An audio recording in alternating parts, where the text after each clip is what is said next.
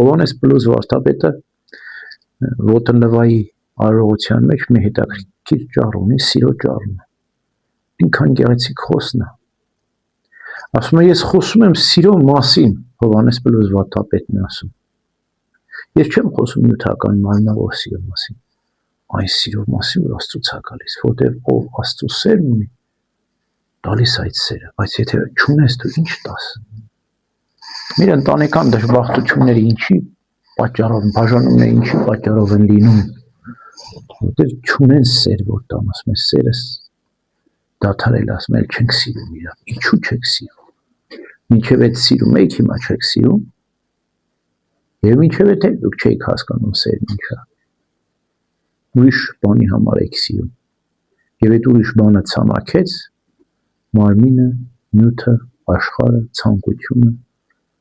ցամաքեց սերն էր հետը ցամաքեց, ուրեմն դուք չեք սիրում, որ հիմա ուզում եք սիրել, խաբվում եք, ինքնախաբեության մեջ եք, սերը Աստծուց է, և սերը դու պիտի վաստակես անընդհատ, դու աղոթքով,